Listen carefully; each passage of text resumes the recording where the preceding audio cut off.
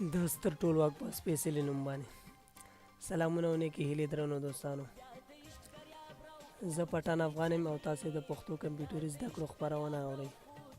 درنو ملګرو، آیا د کمپیوټر له سسوالي څخه شکایت لرئ یا دا چې کله تاسې په کمپیوټر کې ځینې پروګرامونه اوپن کوئ نو هغه ډېر سلو کېږي او ستاسې کمپیوټر ډېر زیات وخت نیسي په دغه پروسه کې؟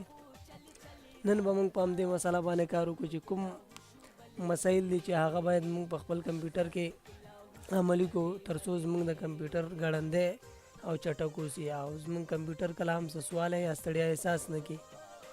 نو د دغه کار د خاطره ځینې مهم ټپس یا کارونه دي چې هغه موږ ترسره کړو چې په پرله پسې ډول موږ دلته یو څو یې د هغې له جملې څخه ذکر کوو.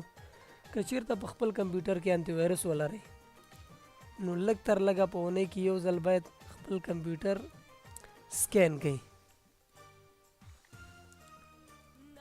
دوهم دا چې که چېرته تاسې خپل کمپیوټر کې وینډوز آر بټن ووهئ نو تاسو ته به داسې یو مینو راشي رن، یا دلته راشي دې ځای کې ولیکئ رن. نو دا صفحه به تاسو ته ایله شي. د دې د هغې نه تاسې پری فچ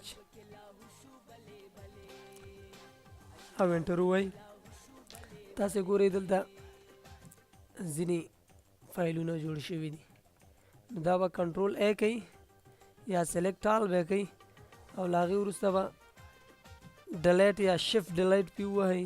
که چېرته ډیلیټ ووهئ نو دا به ریسایکل بین ته راشي، نو بیا کولی شئ له هغه ځایه ریسایکل بین نه بیا لرې کوئ.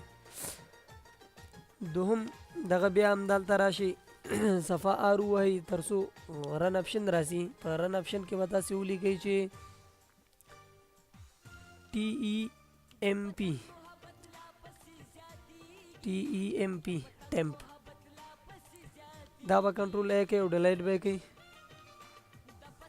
سکیپ ځینې داسې وي چې لکه انټي وایرس خپل هم دغه کې راځي هغه هم نه ډیلیټ کوئ. بیا صفحه همدغه ټیمپ تاسې فیصد علامه ولیکئ، ټیمپ ولیکئ او بیا فیصد علامه ولیکئ، انټر ووهئ، کنټرول ای ووهئ، دا ډیلیټ کوئ. سکیپ کینسل. بل صفحه وینډو کې تاسې که چېرته ولیکئ کلین MGR، انټر ووهئ یعنی کلین ډیسکټاپ وکئ. عموما پروګرامونه په سی ډرایو کې انسټالیږي، نو که سی ډرایو پاک اوسي نو نور ډرایوونه په اسانۍ سره موږ اوپن کولی شو. نو راځو د سی ډرایو کلین اپ کوو. تاسې اوس ګورئ چې دا کلین اپ شروع کېږي. کلین اپ شروع شو. ډیسک کلین اپ از کالکولیټینګ.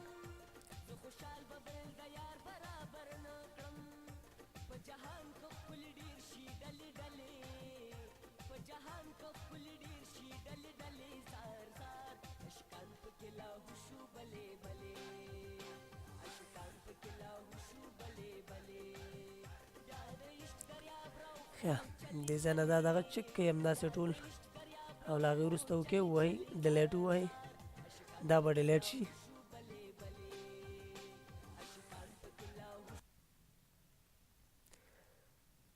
بله تر ټولو مهمه خبره دا ده هغه پروګرامونه چې تاسې نه کاروئ را به شئ کنټرول پینل ته او هغه به له کنټرول پینل نه ان انسټال کوئ، یعنې له منځه به یې ویسئ تر څو ستاسې د کمپیوټر دا ډرایو چې تاسې پکې وینډو کړي هغه یو څه سپک شي او په اسانۍ سره ریم او پروسیسر په هغه باندې عملي ترسره کړی شي او یو څه وزن کموالی پکې راشي. د بېلګې په توګه زه غواړم دلته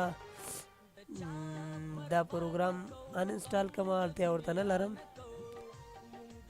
نو یس وهم ان انسټال کوم.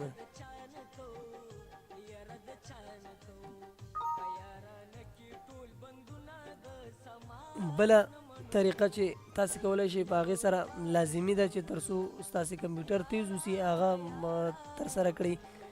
په صفحه آر به ووهئ، رن ته به راشئ، رن کې به ولیکئ ټري،